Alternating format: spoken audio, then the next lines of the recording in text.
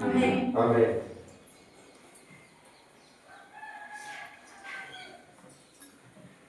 ఆరాధన నిమిత్తమై కీర్తనలు 105వ అధ్యాయము, కీర్తనలు 105వ అధ్యాయం 1 నుంచి 5 వర్షాలు మార్చి చదువుతున్నాం.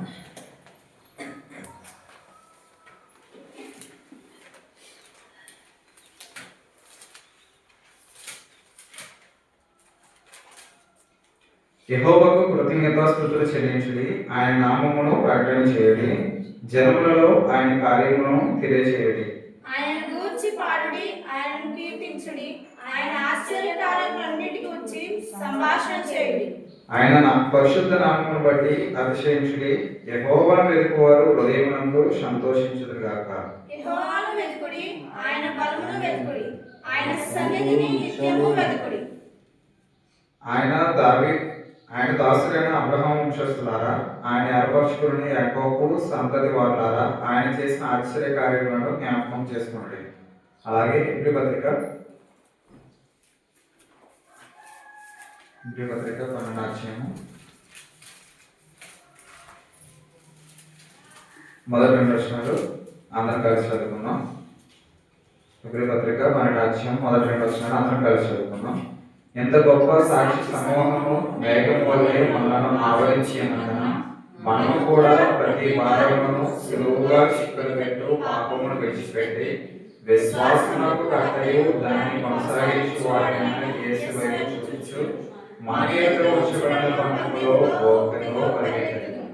ఆయన తన ఎదుట ఉంచబడిన ఆనందం కొరకై అవమానమును నిర్లక్ష్య పెట్టి సిలువను సహించి దేవుని సింహాసనం యొక్క కుడి పార్శ్వమున ఆసీనుడై ఉన్నాడు. చదవని యొక్క దాని భాగంలో కీర్తనలో యెహోవాకు కృతజ్ఞతాస్తుతులు చెల్లించడి, ఆయన నామమును ప్రకటన చేయండి. దీనికి యెహోవాకు మనం కృతజ్ఞతాస్తుతులు చెల్లించాలి అని మన యొక్క ఒకసారి మనం అర్థం చేసుకున్నట్లయితే, ఒకసారి మనం ధ్యానం చేసుకున్నట్లయితే, ఆయనే మన యొక్క ప్రాణములు మనకి విమోచన కలుగజేసిన వాడు, ఆయన మన యొక్క ప్రాణాలకి విముక్తిని దయచేసిన వాడు, కలుగజేసిన వాడు కనుక మనం ఏం చేయాలంటే యెహోవాకు కృతజ్ఞతాస్తుతులు చెల్లించాలి, ఆయన నామమును ప్రకటన చేయాలి. ఇంకా జనులలో ఆయన కార్యములను తెలియచేయాలి. ఏం చేయాలంట? జనులలో ఆయన యొక్క కార్యమును తెలియచేయాలి. మనం పొందుకున్న కార్యం ఏంటి? మనం తెలియజేయవలసిన కార్యం ఏంటి? ఆయన యొక్క కార్యం ఏంటి అనగా, ఆయన కలువరి శిలువలో ప్రాణం పెట్టి 3వ దినాన మృత్యుంజయుడిగా లేచినాడు. ఆయన కలువరి శిలువలో ప్రాణం పెట్టడానికి గల కారణం ఏంటి? ఆయన చేసిన యొక్క కార్యం ఏంటంటే మనం ఇదైనట్లయితే ఇక్కడ మన హెబ్రీ పత్రికలో చూసాము, సులువుగా చిక్కులు పెట్టి ప్రతి పాపమును ఏం చేయాలంట? విడిచిపెట్టాలి. మన యొక్క పాపములను విడిచిపెట్టడానికి, మన యొక్క పాపములకు విముక్తి కలుగు చేయడానికి ఆ దేవాది దేవుడే ఏం చేశాడు? మానవుడికి యొక్క భూమి మీదకి వచ్చి ప్రాణాన్ని పెట్టాడు. అటువంటి యొక్క శిలువ కార్యాన్ని మనం ఏం చేయాలంటే జనులలో తెలియజేయాలి.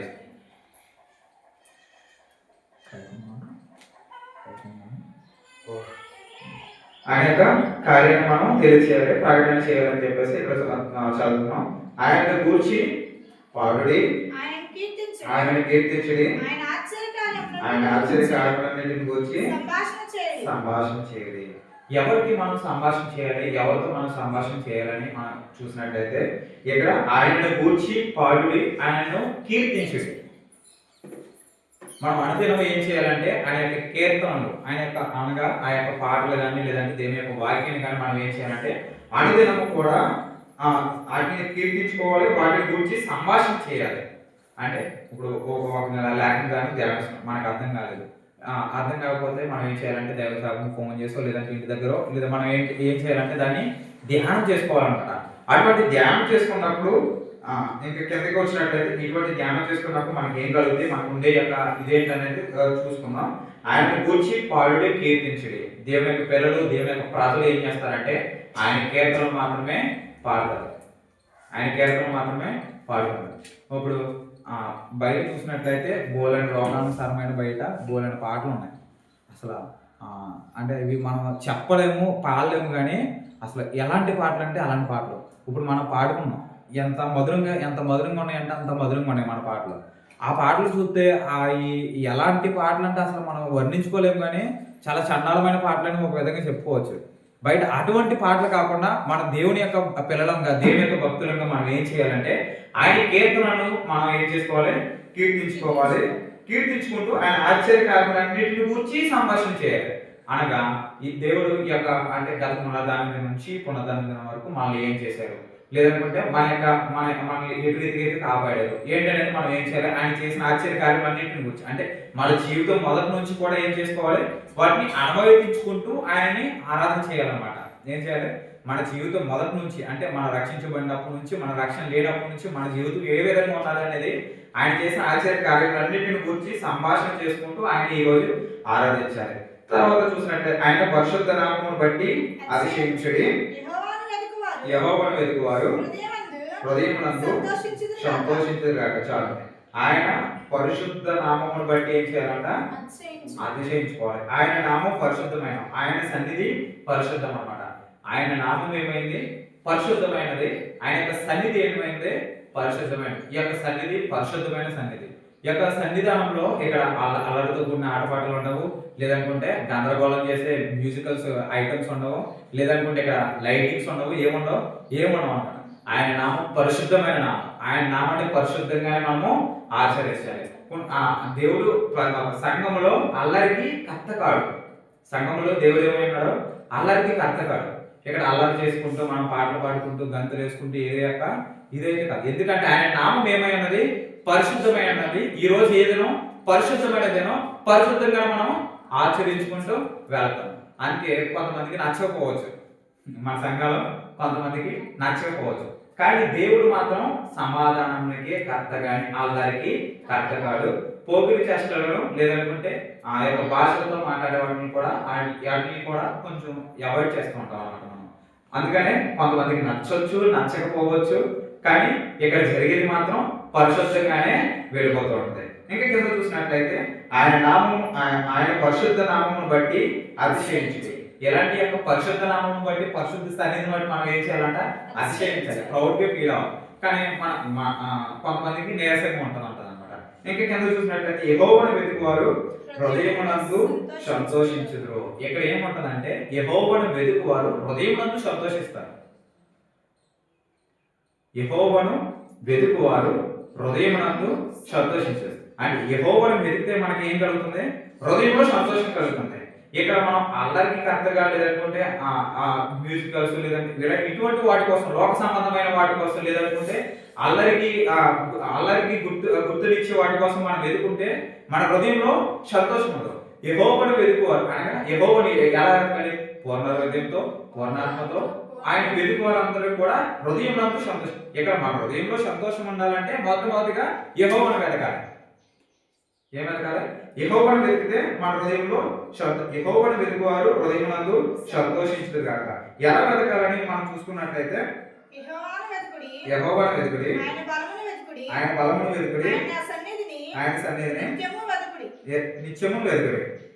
ఆయన దాసుడైన అబ్రహాము వంశస్థులారా, ఆయన ఏర్పరచుకున్న యాకోబు సంతతి వారులారా, ఆయన చేసిన ఆశ్చర్య కార్యములను జ్ఞాపకం చేసుకోండి. చాలు. ఇక్కడ చూసినట్లయితే యెహోవాను వెతుకువారు హృదయమునందు సంతోషించుదురు గాక. ఈ హృదయంలో దేవుని యొక్క నివాసము ఉండాలని. ఎందుకంటే హృదయం అన్నిటికంటే మోసకరం ఉంటుంది, అది ఘోరమైన వ్యాధి కలదు కనుక దాన్ని వెతుకువారు ఎవరు లేరు. హృదయం ఎలా ఉంటుందంటే మోసకరంతో నిండిపోయి ఉంటుంది. అందుకే దేవుడు అంటాడు, నన్ను వెతకండి అని చెప్పేసి యెహోవాను వెతుకువారు. మీ హృదయంలో సంతోషం ఉండాలంటే ఈ యొక్క హృదయము చాలా బాధలతో నిండిపోతుంటది. ఎటువంటి బాధలు అంటే కృంగుదల ఉంటుంది, మనుషుల్లో కృంగుదల ఉంటుంది, అప్పుల భారంతో నిండిపోతుంటది. హృదయం ఎంతో బాధపడిపోతుంటారు.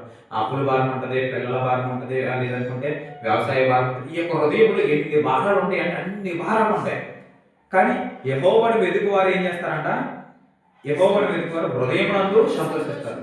మనకి హృదయంలో సంతోషం కావాలనుకుంటే, మన హృదయంలో సంతోషం కావాలనుకుంటే, మన యొక్క మనసులో ఆ సంతోషం కావాలనుకుంటే మొట్టమొదటి మనం ఏం చేయాలంట, యెహోవాను వెతకాలి. యెహోవాను వెతికినప్పుడు మాత్రమే మన హృదయంలో సంతోషం ఉంటుంది. కానీ ఈ యొక్క హృదయంలో అనేక భారములతో నిండిపోయినప్పుడు ఏమవుతుందంటే ఆయన వెతకలేము. ముందర ఏంటంటే మన బాడీ ఇప్పుడు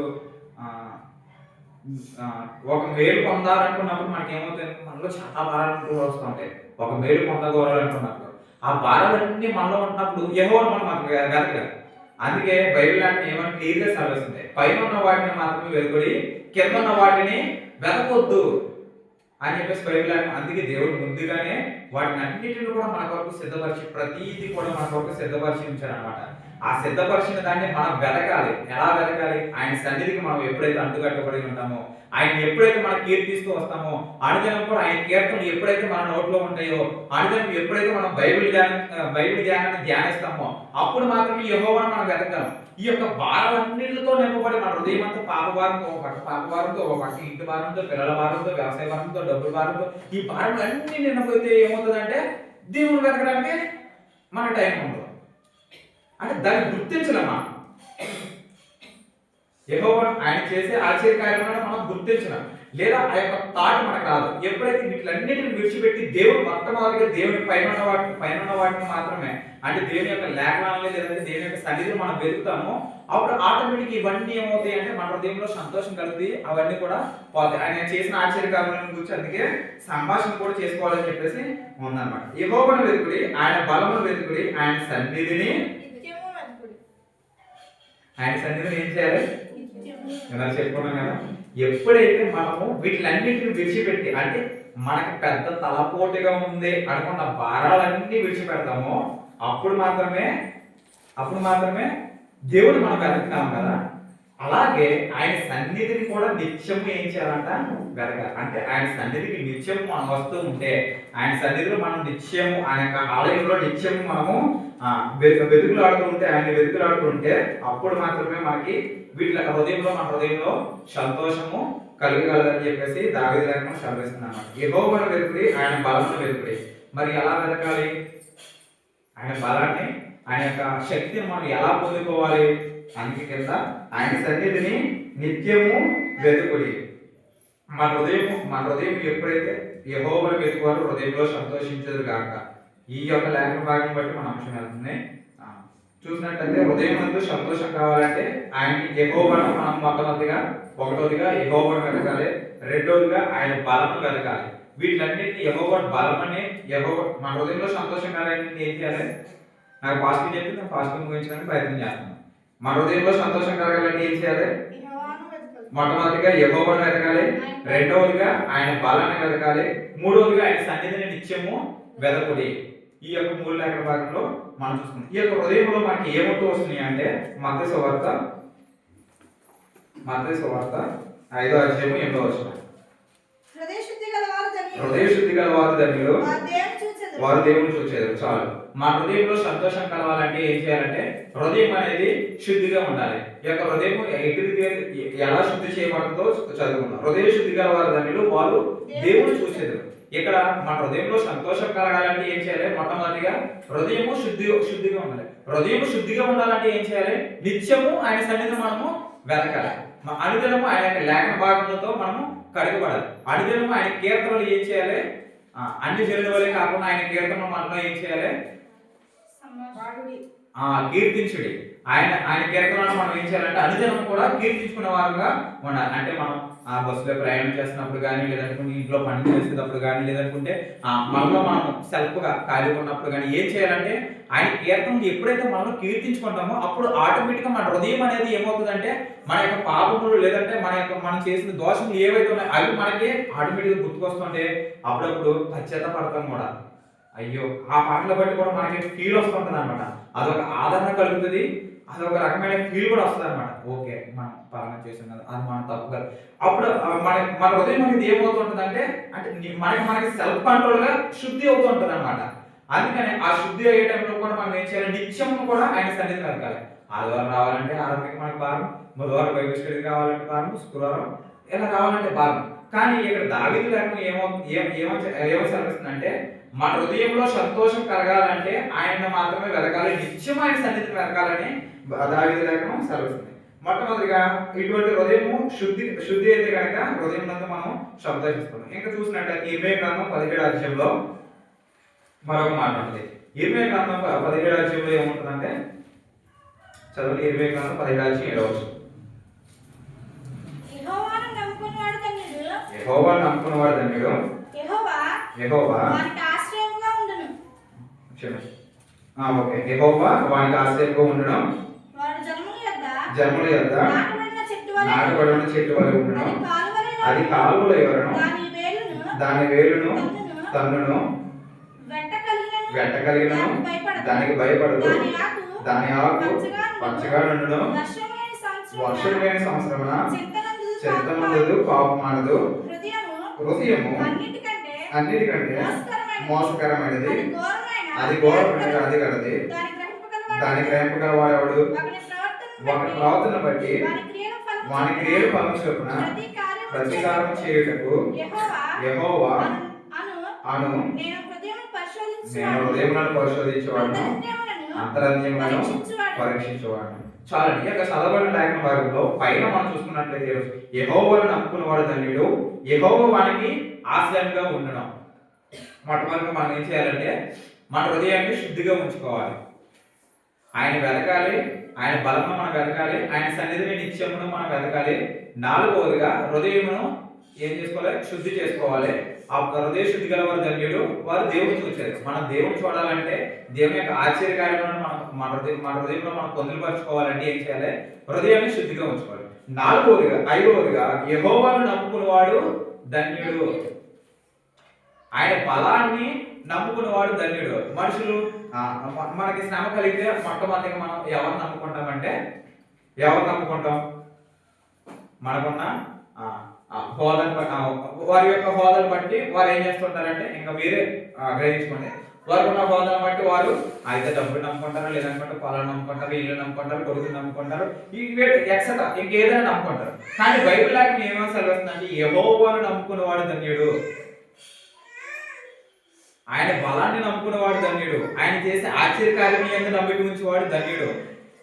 ఇవన్నీ నమ్ముకున్న ఒక మనుషుడు ఇవన్నీ నమ్ముకున్న చివరికి ఎవరి దగ్గరికి వస్తారు? దేవుడి మీద భారం వేస్తారు. డాక్టర్లు కూడా దేవుడి మీద భారం వేస్తారు.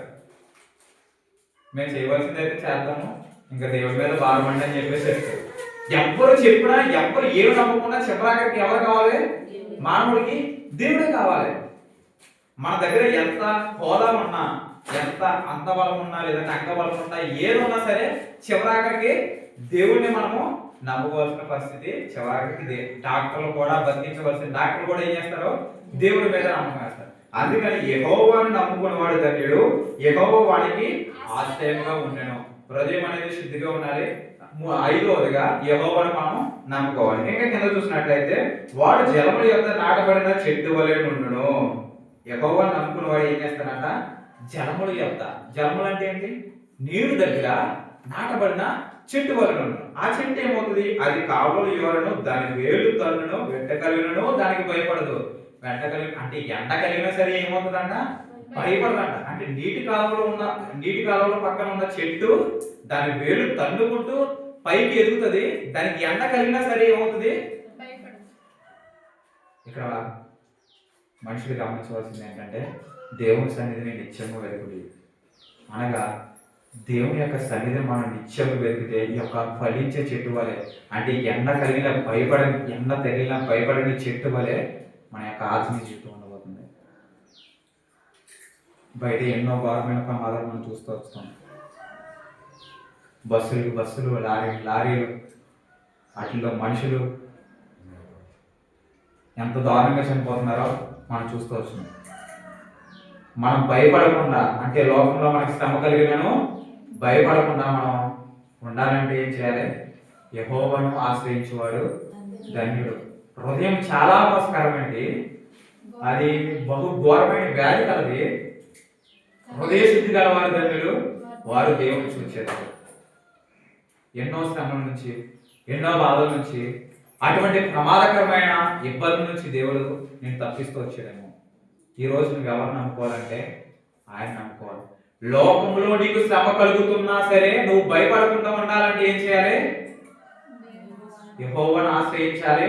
ఆయన సన్నిధిని నిత్యం వెతకాలి. ఇది ఒకటి ఉంటే చాలండి మన జీవితంలో. ఆయన సన్నిధిని నిత్యము వెతికే యొక్క అలవాటు మనకుంటే చాలు. రొటీన్గా మనం పొద్దున లేచినట్టుగా మొహం ఎలా అయితే కడుక్కుంటామో, అది అలవాటు కింద అమర్చుకుంటామో, అలాగా ఆయన సన్నిధిని నిత్యం వెతికే ఒక మనసు ఉంటే చాలు. లోకంలో శ్రమ కలిగిన, అందుకే ఇక్కడ ఏమని ఉంది? వాడు జలముల యొక్క నాటబడిన చెట్టు వలన అది కాలువలు ఎవరైనా ఉంటారు కనుక దాని వేళ్ళు తన్నుకుంటూ లేచిన వెంట కలిగిన సరే భయపడతాంట. మీకు అర్థమైందా లేఖన భాగం? అంటే ఎండ కలిగిన ఇక మానవుల్లోనికి అలవాటు పరుచుకుంటే శ్రమ కలిగిన ఇబ్బంది వచ్చినా ఇరుకు వచ్చినా ఏది వచ్చినా సరే ఏం చేస్తాడో ఆత్మీయ జీవితంలో నిత్యం దేవుని సన్నిధిని మెరుగువాడు యెహోవాను ఆశ్రయించేవాడు భయపడడు. అందుకే బైబిల్లో చాలా చోట్ల భయపడకుడి అని ఉంటుంది. ఎందుకు? యెహోవాను వెతుకువారం అయితే మనం భయపడకుండా ఉంటాం. కింద చదివినట్లయితే వాని ఆకు పచ్చగా ఉండడం వర్షం లేని సంవత్సరంలో కూడా చింతనందుకు పాపం. ఎంత అమూల్యమైన వాక్యం అండి. ఏం చేస్తుందంట? వర్షం లేని సంవత్సరమున చింతనందదు కాపు మారదంట. గడ్డ కలిగినా భయపడదు, దాని ఆకు పచ్చగా ఉండడం. మనం పచ్చగా ఉండాలంటే అంటే నీటి కాలువ పక్కన ఉన్న చెట్టుకి మన ఆత్మీయ జీవితానికి ఒకసారి మనం పరిశ్రమ చేసుకుంటే అది భయపడదంట. భయపడదంట, దాని వేళ్ళు తగ్గుకుంటే అంత పచ్చగా ఉంటుందంట. వర్షం లేని సంవత్సరమున చింతన ఉండదంట. అంటే వర్షం లేకపోతే సరే, ఎందుకంటే ఆల్రెడీ పట్టేసి ఉంటది. ఆల్రెడీ నిమ్మంత చెమ్మంత ఏముంటది పట్టేసి ఉంటది. కాబట్టి ఒకవేళ వర్షం లేకపోతే సరే ఏం చేస్తుంది? అది చింతన ఉండదు, కాపు అంటారు. అలాగా దేవుని యొక్క సన్నిధిని మనం నిత్యం వెతికే వాళ్ళం అయితే ఈ యొక్క చెట్టుకు ఉన్న ఉపమాన రీతిని మన యొక్క ఆత్మీయ జీవితానికి అన్వయించుకుంటే గనక లోకంలో శ్రమ కలిగినను, బాధ కలిగినను, నింద కలిగినను ఏది అయినా సరే మనం ఏం చేయమంట? భయపడము. కానీ హృదయం ఏం చేస్తుందంటే, హృదయము అన్నిటికంటే మోసకరమైంది. ఇవన్నీ మనకు అవుతాయా? సాధ్యమా? మనకున్న పనులకి మనకి టైం చాలదు. దేవుని సన్నిధికి వెళ్ళడం సాధ్యమా? లేదా దేవుడికి పాట పాడుకోవడం, మనకున్న టైంకే వంట చేసుకోవడం వీటన్నిటికి సరిపోతాయి. ఆయన బైబిల్ చదవాలంటే మనకి టైం ఉంటుందా? అటువంటి మోసం హృదయం అంట అలా మోసం చేస్తుందంట మానవుని. హృదయం అన్నిటికంటే మోసకరమైనది, అది ఘోరమైన వ్యాధి కలిసి దాన్ని గ్రహిస్తే మనం ఏం చేస్తామంట? ఒకటి ప్రవక్తను బట్టి మన క్రియలు ఫలము చొప్పున ప్రతీకారం చేయటకు యెహోవాను నేను హృదయంలో పరిశోధించేవాడును. ఇక్కడ మన ఇంకో మెరుగు ఉంది. ఆ మెరుగేంటి? ఒకటి ప్రవక్తను బట్టి వాని క్రియలు చొప్పున ప్రతీకారం చేయటకు. దేవుడు ప్రతి ఒక్కరికి చేయాలంట. నిర్మోహటం చెప్తున్నాడు దేవుడు. ఏం చేస్తానంట?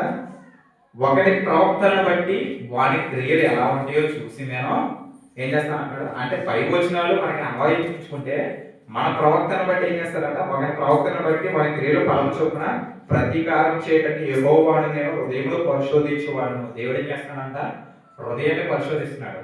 మన హృదయంలో సంతోషం ఉండాలంటే, అక్కడ కీర్తనలో చదువుకున్నాం కదా, హృదయంలో ఆనందం ఉత్సాహం అనేది ఉండాలంటే దేవుడు హృదయాన్ని పరీక్షిస్తున్నాడు. కాబట్టి మనము దాన్ని గ్రహించి ఏం చేయాలి? హృదయం శుద్ధి చేసుకుని ప్రతి దానికి సులువుగా చిక్కులు పెట్టే ప్రతి పాపాన్ని ఏం చేయాలి? హెబ్రీ పత్రికలో మనం చదువుకున్నట్టుగా దాన్ని విడిచిపెట్టే వారిగా ఉండాలి. ఎఫెసీ రాసిన పత్రిక 5వ అధ్యాయము. ఎఫెసీ రాసిన పత్రిక 5వ అధ్యాయము 5వ వచనం.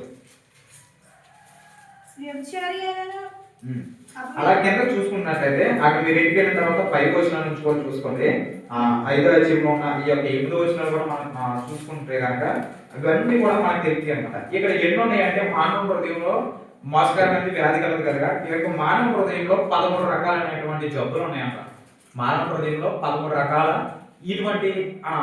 అటువంటి క్వాలిటీస్ అన్ని కూడా ఉన్నాయన్నమాట. అవన్నీ కూడా విడిచిపెట్టాలని చెప్పేసి చెప్తున్నాడు. 8వ వచనం చూసినట్లయితే, మీరు పూర్వమందు చీకటి ఉంటది, ఇప్పుడైతే ప్రభువునందు వెలుగన్నారు. చాలండి. అవన్నీ మీరు ఇంటికి వెళ్ళిన చదువుకోండి. 5 వచనాలు ఉన్నాయండి. కాకపోతే ఇప్పుడు చివరి అంటే వాటిలన్నింటినీ విడిచిపెట్టి మనం వచ్చేసినట్లయితే, మీరు పూర్వమందు చీకటి అన్నారు. చీకటి దేని సాదృశ్యం? పాపానికి సాదృశ్యం. మీరు పూర్వమందు పాపం చేసిన వారే ఉన్నారు కనుక ఇప్పుడైతే ఒకవేళ మనం ఒప్పుకొని విడిచిపెట్టి మన హృదయం శుద్ధిగా ఉండాలి, మన హృదయం ఆనందంగా ఉండాలి, ఆయన సన్నిధి వెతకాలి అనుకుంటే కనుక ఏం చేస్తామంట? ప్రభువునందు వెలుగే ఉన్నారు. వెలుగు ఫలము సమస్త విధమైన మంచితనము, నీతి, సత్యమును వాటిలో కలగచ్చు. ఈ యొక్క వెలుగు ఫలాన్ని ఫలించే వారం అయితే సమస్త విధమైన ఫలాన్ని మనము ఇదే వాళ్ళం అంటాం. హెబ్రీ రాసిన పత్రిక 12వ అధ్యాయము ఏదైనా మనం చదువుకున్న లేఖన భాగంలోకి వచ్చేసినట్లయితే అక్కడ 5 రకాల క్వాలిటీస్ చూసుకున్నాం. ఏం చేయాలి? యెహోవాను వెతకాలి, ఆయన బలమును వెతకాలి, ఆయన యొక్క సన్నిధిని నిత్యము మనం వెతకాలి. 4వదిగా హృదయ శుద్ధి గలవారు ధన్యులు, యెహోవాను వెతుకువారు. యెషయా గ్రంథంలో మనం చూసుకున్నట్లయితే ఏంటిది? ఇర్మీయా గ్రంథంలో యెహోవాను వెతుకువాడు ధన్యుడు. ఆ కింద చూసినట్లయితే ఒక నీటి కాలంలో ఎవరినో నాటబడిన చెట్టు ఎట్లా ఉంటుందో అనేది మనం చూస్తాం. ఈ యొక్క 5 కాలం చూస్తాం. ఇక్కడికి వచ్చేసరికి ఎంత గొప్ప సాక్షి సమూహము మేఘం వల్లే మనల్ని ఆవరించినందున మనం కూడా సులువుగా చుక్కులు పెట్టి ప్రతి భారమును విడిచిపెట్టి విశ్వాసం కట్టే. ఇప్పుడు మనం ఏం చేయాలంటే మనం కూడా ప్రతి భారాన్ని ఏం చేయాలంట? విడిచిపెట్టాలి. సులువుగా చుక్కులు పెట్టే పాపాన్ని విడిచిపెట్టాలి. విశ్వాసం కట్టే దాన్ని కొనసాగించాలంటే యేసు వైపు చూడాలి. ఇటువైపు చూసినప్పుడు మాత్రమే మనం వాటిని యేసు వైపు చూసినప్పుడు మాత్రమే వాటిని మనము జయించగలం. అయ్యో మన వల్ల సాధ్యమవుతుందా? సులువుగా చుక్కులు పెట్టి ప్రతి పాపను విడిచిపెట్టడం ఏంటి పైన ప్రతి భారాన్ని విడిచిపెట్టడం మనకు వల్ల అవుతుంది అనుకుంటే పాపం తీరుకోవడం. సియోను పాటలు సంతోషముగా పాడుచు సియోను వెల్లుదాము. సియోను పాటలు సంతోషముగా పాడుచు సియోను వెల్లుదాము. లోకాన శాశ్వతానందమే ప్రియుడేనాని చేసెను ప్రియుడేసు. లోకాన శాశ్వతానందమే ప్రియుడేనాని చేసెను ప్రియుడేసు. పొందవలే నీ లోకమునందు కొంతకాలమే నోత్రెమరు. పొందవలే నీ లోకమునందు కొంతకాలమే నోత్రెమరు. సియోను మాటలు సంతోషముగా పాడుచు సియోను వెల్లుదాము. ఏంటంట? వీటిలన్నిటిని విడిచిపెట్టుకుంటూ మనం వెళ్ళలేమనుకుంటే ఏం చేయాలంట? సియోను పాటలు సంతోషంగా పాడుకుంటూ సియోను మనం ఏం చేయాలి? వెళ్ళిపోవాలి. అందుకని ఇక్కడ ఉంది విశ్వాసం సులువుగా చిక్కులు పెట్టి ప్రతి పాపాన్ని విడిచిపెట్టి విశ్వాసంలో కర్తవ్యం దాన్ని కొనసాగించబడిన యేసు వైపు చూచుచు మన ఎదుట ఉంచబడిన పందెముతో ఓపికతో పరిగెత్తును. అవమానాలని అంటే లోకంలో మనకు కలిగే అవమానాలని నిర్లక్ష్య పెడుతూ ఏం చేయాలి? దేవుడి సన్నిధిని దేవుని సేవకులను మనం అనుసరించుకుంటూ మనము సియోను పాటలు పాడుకుంటూ వెళ్ళిపోతే కనుక అప్పుడు మాత్రమే అక్కడికి చేరుకోగలము. ఇంకా చూసినట్లయితే ప్రతి భారాన్ని కూడా విడిచిపెట్టాలి. ప్రతి పాపాన్ని కూడా మనము విడిచిపెట్టే వరకు ఉంటది. ఇందాక మనం చూసుకున్నాం, ఇంటి భారం ఉంటది, అప్పుల భారం ఉంటది, పిల్లల భారం ఉంటది, ఇంట్లో ఖర్చుల భారం ఉంటది, చదువుల భారం ఉంటది. ఇట్లన్నిటి భారాలను కూడా మనం ఏం చేయాలంటే చుట్టుపక్కన ఇందాక మనం చదువుకున్న లేఖ భాగంలో నీటి కాలువల పక్కన ఉన్నది అయితే దేనికి భయపడదు. అది ఎండ వచ్చినా భయపడదు, వాన వచ్చినా భయపడదు, ఏది వచ్చినా సరే భయపడదు. అలాగే మన ఆత్మీయ జీవితంలో కూడా ఇన్ని భారాలు కలిగిన మనం మన ఆత్మీయ జీవితంలో కూడా నిత్యము ఆయన సన్నిధిని వెతికే వారం అయితే మనం ఏం చేయమంట? వెంట కలిగినను భయపడము. ఆఫ్టర్ ఆ చెట్టుకున్న ధైర్యం దేవుని బిడ్డగా మనకు లేదంటారా? ఒకసారి మన హృదయంలో మనం ప్రశ్న వేసుకోవాలి. కానీ ఇంకోటి ఏంటంటే పిల్లలు కూడా చాలా భారాలు ఉంటాయి. పాపం వాటిని ఎవరు కూడా అర్థం చేసుకోలేదు. పిల్లలు కూడా చాలా భారాలు ఉంటాయి. పెద్దోళ్ళకే కాదు, పెద్దోళ్ళకి ఏ భారాలు, ఇంటి భారాలు, పిల్లల భారాలు, తల్లిదండ్రులు ఎన్ని పెళ్ళి చేయాలి, ఎన్ని భారాలు ఉంటే పిల్లలు కూడా భారం ఉంటుంది. ఫోన్ కావాలి పాపం వాళ్ళకి,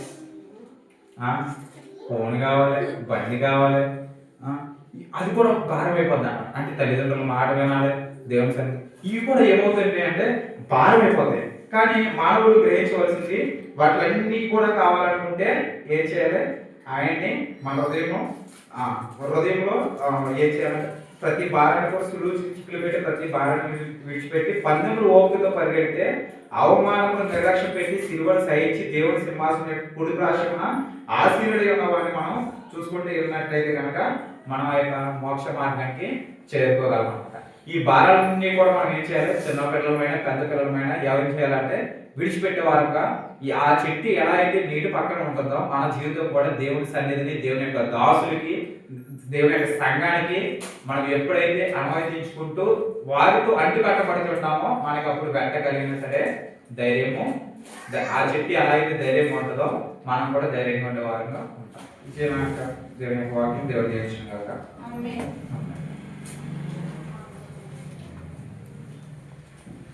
దయచేసి ఎన్నో వాక్యాన్ని బట్టి ఒకరి తర్వాత ఒకరు క్రమంగా